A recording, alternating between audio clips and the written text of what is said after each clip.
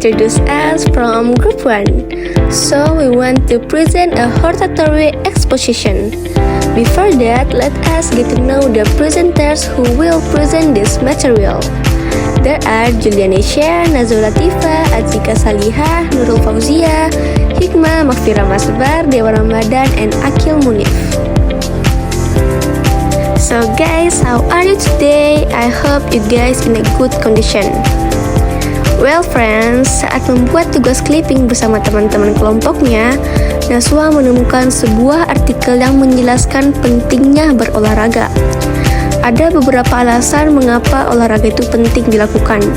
Di antaranya yaitu olahraga dipercaya dapat menurunkan tingkat stres, memperbaiki pola tidur, serta mengurangi risiko penyakit jantung, diabetes, dan beberapa jenis kanker. Naswa pun mengajak teman-temannya untuk berolahraga bersama, karena terpengaruh dengan artikel yang dia baca. So friends, you know jenis teks yang Naswa baca tadi adalah jenis teks hortatory. First is, what is definition of hortatory exposition? A hortatory exposition is a type of spoken or written text that is intended to explain the listeners or readers that something should or should not happen or be done. Next is, there are three structures of hortatory exposition text. First is thesis. Thesis contains the author's opinion and is the topic of writing. Second is arguments. Arguments in the form of reasons from the author. Each argument must be explained with the supporting idea. And the last is recommendation. Recommendation from the author or suggestion given for the discussion that has been written. Social function.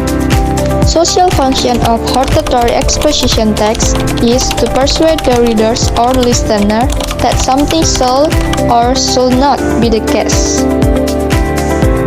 Next is language feature. There are 5 language features in hortatory exposition text, namely tenses, modal verbs, connectives, action verbs, and abstract noun. Hortatory exposition text uses simple present tense. What is present tense? Simple present tense is a form of tense that is used to express events that occur regularly, routinely, or usually carried out in the present. The simple present tense is divided into two types, namely verbal and nominal. The formula for the simple present tense verbal is: the first is the positive formula, subject plus verb 1 plus s plus es plus object.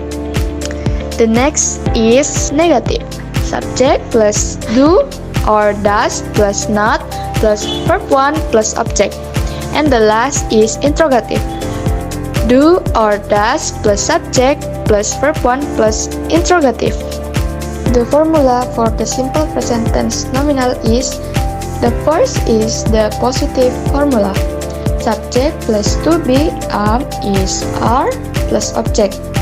The next is negative, subject plus to be is are plus verb 1 plus object. And the last is interrogative, to be is are plus subject plus verb 1 plus interrogative. How to use to be in the simple nominal present tense formula is: M. Use for the singular subject I or me. Is used if the subject is the third person singular, like he, she, it. R. Use if the subject is plural or many, like we or they. The example is: I am the best runner in school. She is beautiful. We are from East Lu State 1 High School. Aku pelari terbaik di sekolah. Dia cantik. Kami dari SMA Negeri 1 Lu Timur. The use of s or es in the verbal simple present tense is when the verb ends in a consonant, we use S.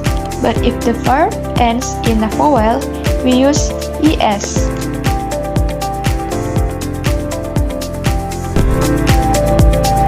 Next is modal verbs. What is modal verbs? Modal verb are auxiliaries. A modal is a type of auxiliaries or helping verb that is used to express ability, possibility, permission, or obligation. For the example is will or would, can or could, and might or might. The use of will or would is first, will express intention. For the example is I will go to your house tomorrow morning. Second is will make prediction. She will forgive you later, so you don't have to worry. And third is will asking request. For the example is will you have dinner with me? And would. First is would expressing a will or intention. For the example is if he had apologized to me sooner, I would forgive him. Second is would make prediction. For the example is I believe Manchester United will be a winner this year. And the third is would asking request. For the example is would you lend me your phone? The use of can or could. First is can expressing ability. For the example is I can show you my room. Second is can asking for permission. For the example is can I go to the mall? And third is can state the possibility. For the example is it can be fun if she is here right now. And next is could. First, could expressing ability. For the example is when I was a single woman, I could do anything I want. Second is could ask for permission. For the example is could I eat here? There's no empty space.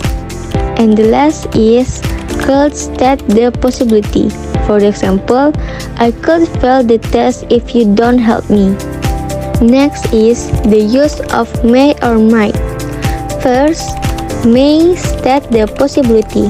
For the example, Raya may come after meeting with her client. Second is may ask for permission.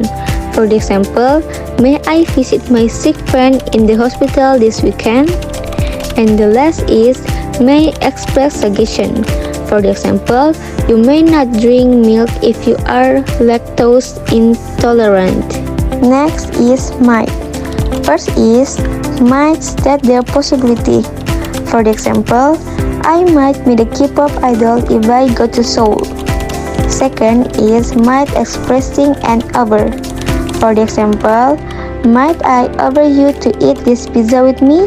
And the last is might state a sentence that is proven not to have happened in the past. When using might in this function, might must be followed by the word have. For the example, RD might have asked RC to join him watching the concert, but she refused. Next there is connective. Connective, which is an expression that relates an event to a point or an interview in time.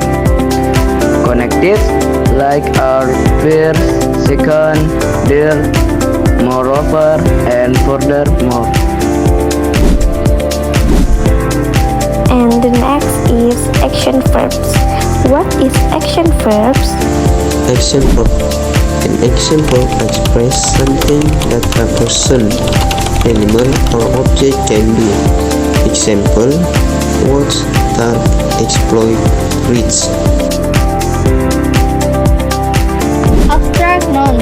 An abstract noun is a word which names something that you cannot see, hear, smell, or taste. This noun is intangible. Example: faith, parenthood, belief, success, courage, pleasure. And the next is The difference between analytical and hortatory exposition text. The difference between the social function of analytical and hortatory is that analytical invites readers to pay attention to the problems being discussed, while hortatory is to influence readers to agree with the views written. And the next is The difference between analytical and hortatory structure is in the last part. In analytical, there is reiteration or concluding what the content of the argument is, while in hortatory, there is recommendation or whether we shall or should not do what is the topic being discussed.